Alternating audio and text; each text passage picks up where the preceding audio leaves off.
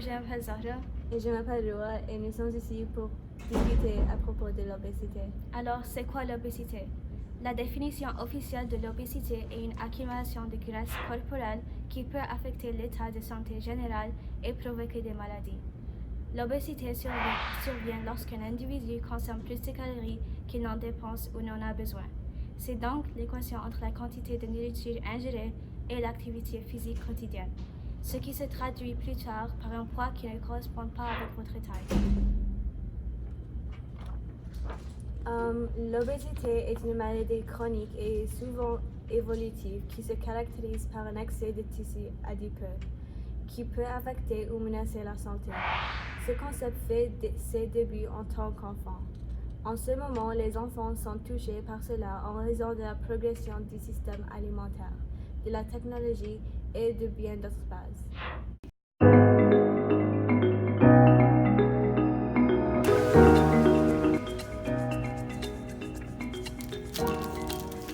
Dans son temps libre, Billy fait que manger.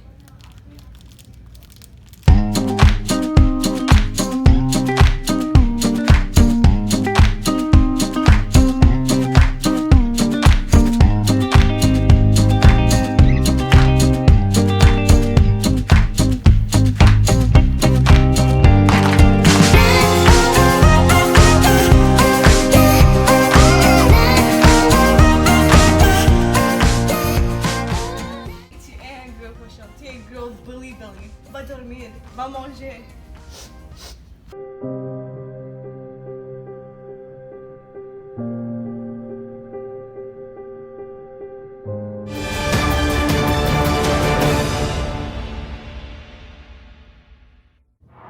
Bonjour, je m'appelle Hadi et aujourd'hui, nous allons discuter à propos de l'obésité, des causes et les conséquences. Au Canada, le pourcentage d'enfants et d'adolescents touchés par l'obésité a plus triplé depuis les années 1970. Ce sujet est plus pertinent aujourd'hui qu'il ne l'a jamais été, en raison de ses nombreuses prises de vue. Un élément qui provoque un surpoids chez les enfants est les portions alimentaires plus grosses. Le Canada a les plus grandes portions de nourriture retenues dans les restaurants. Dans les McDonald's canadiens, la grande boisson contient 32 onces. C'est 1,5 fois plus grande que la grande tasse dans un magasin au Japon. Au Canada, les enfants sont plus susceptibles de consommer des plus grandes portions de nourriture, ce qui normalise la matière et la fait apparaître comme une quantité appropriée. Si les parents regardaient ce que leurs enfants consomment et si le gouvernement imposait des restrictions dans les restaurants minutes, le taux de ce problème serait beaucoup plus bas. La santé d'un être est très importante et si les gens ne prennent pas soin de leur corps, l'obésité ne fera qu'empirer. Si les individus commencent à lâcher prise et normalisent le fait d'être obèse, l'humanité cessera d'exister et la fin du monde ne sera pas due au changement climatique, mais plutôt aux habitudes alimentaires malsaines et à la mauvaise santé que se propage comme un virus.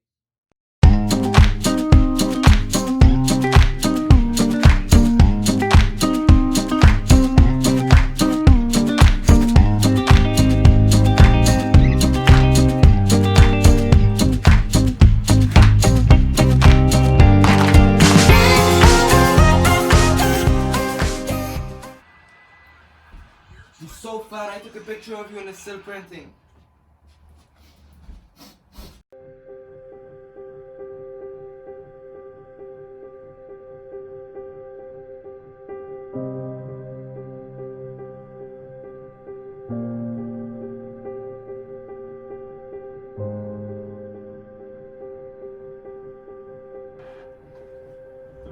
Coming!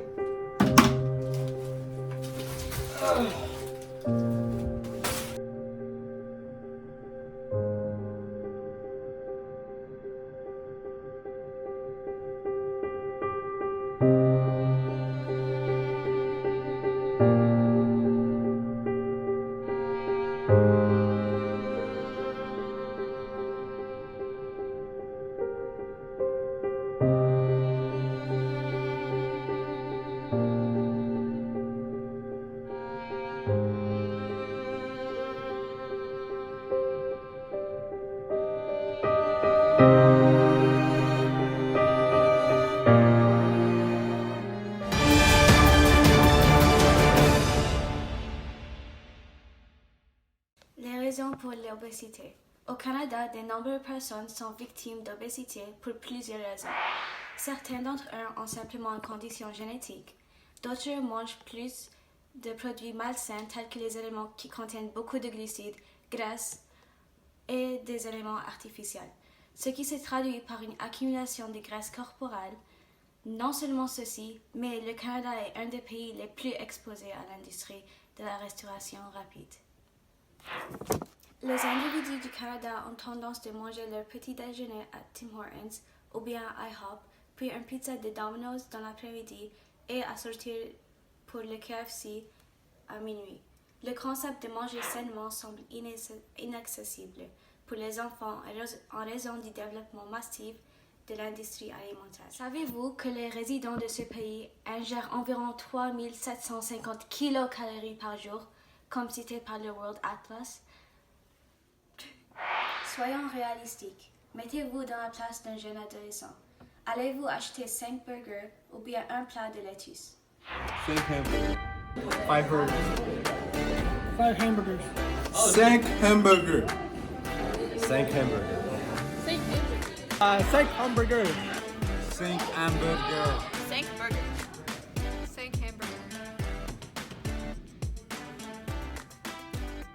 50 bourgeois.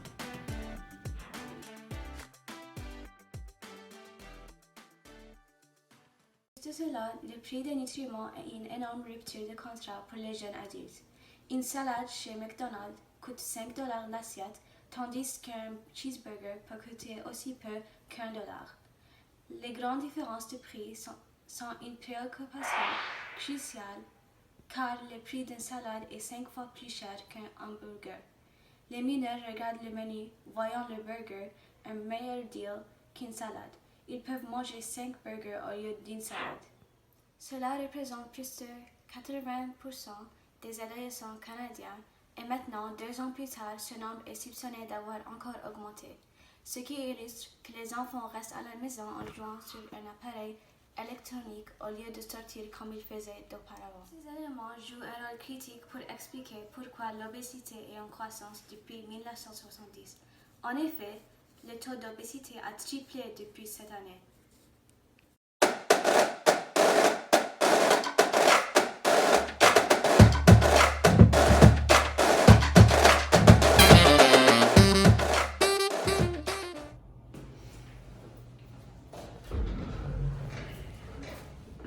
Bonjour. Bonjour, Je m'appelle Billy. je m'appelle Lola. Alors, qu'est-ce qui t'amène ici?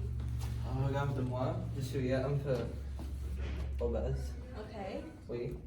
Combien est-ce que tu pèses? À 300 livres. Ok. Est-ce que tu fais de l'exercice? Non. Je passe mon temps à manger, jouer des jeux vidéo. Ok. Combien de calories est-ce que tu manges par journée? Environ 3500. Oh, ok. Alors, on va changer ceci parce que ce n'est pas bon pour ton santé. Je vais juste rassurer ton poids. Oui. Ok. On laisse ce soulier. Ok.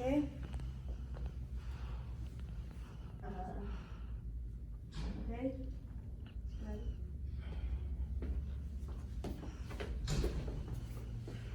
Alors, maintenant, on va parler de ce que tu dois manger et ce que je veux comme que tu manges et l'exercice que je veux que tu fais. Alors, bien sûr, tu ne peux pas manger beaucoup de calories comme je dis.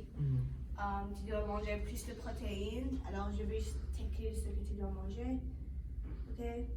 Et les exercices que tu dois faire.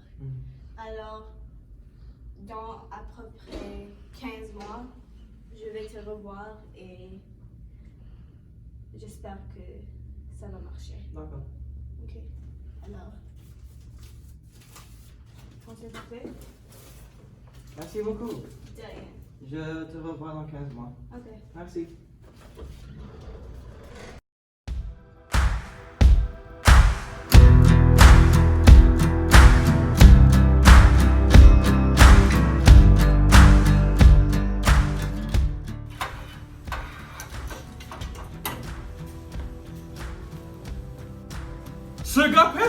500 livres? Ça, c'est dur. Très dur, mon ami.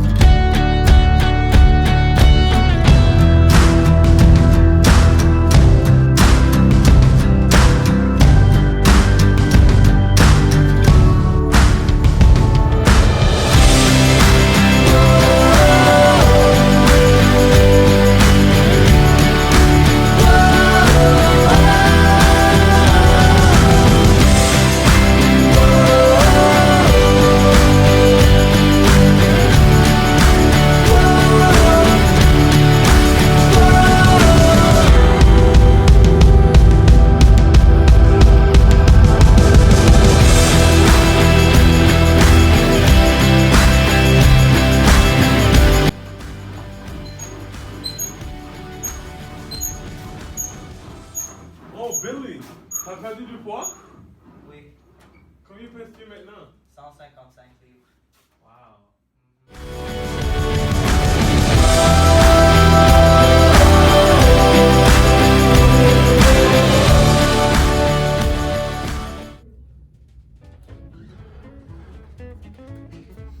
Oh, bonjour, Heidi. Ça va bien?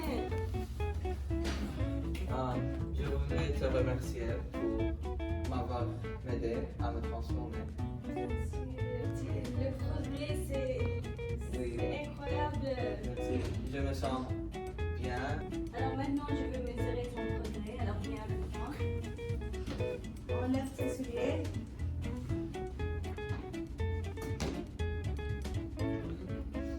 Wow, 155? C'est bien. Oui, Ton progrès est incroyable. merci. Continue à manger bien. C'est ce que tu es en train de faire. Et on va se revoir dans 10 mois. D'accord, oui. Ok, Merci beaucoup. merci. Au revoir.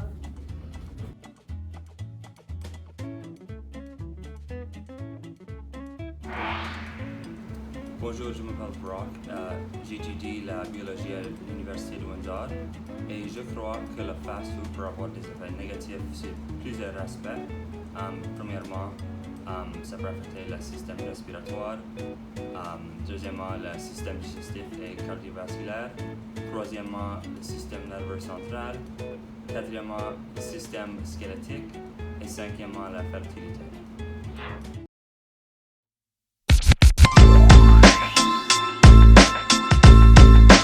Tu peux avoir comme hypertension artérielle, maladie cardiaque, problème de vésicule biliaire. Tu peux avoir ensuite le cancer de l'utérus, le cancer du côlon, le cancer du sein. Tu peux avoir des maladies gastriques du système digestif, les maladies du système respiratoire comme la pneumonie. Tu peux avoir des problèmes psychologiques, tu fais une dépression. Tu peux avoir des problèmes de fertilité, ne pas pouvoir avoir des enfants. Tu peux avoir des problèmes du système urinaire, tu urines difficilement. Merci.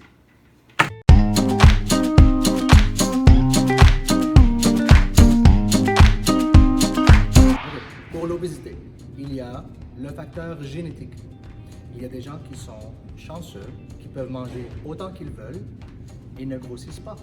Mais il y a d'autres mondes, d'autres personnes qui sont moins fortunées. Leur système ou leur métabolisme est beaucoup plus lent.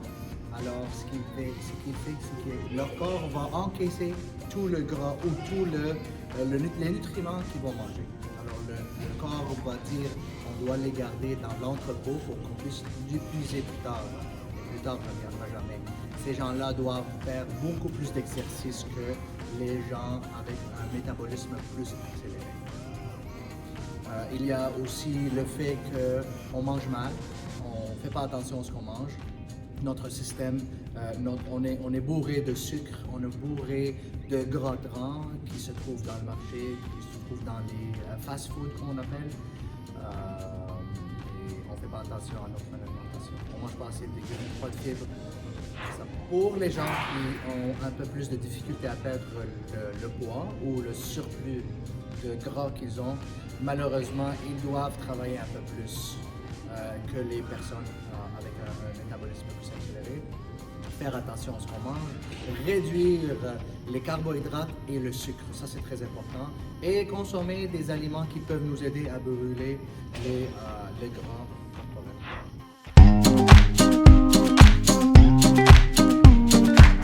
Donc, dans un premier temps, il faut avoir un bon régime. Le régime, c'est extrêmement important pour éviter l'obésité. Dans un deuxième temps, l'exercice. Donc, l'exercice, c'est également important. Et ce que les gens ne pensent pas souvent, la somme. Il faut bien dormir. Les gens qui ne dorment pas assez par jour, les études démontrent que ça met beaucoup de stress sur le système. Et ça cause en effet le surpoids. Donc, la somme, c'est très important. Si vous utilisez les 3 facteurs, vous mettez déjà en place les stratégies pour réussir.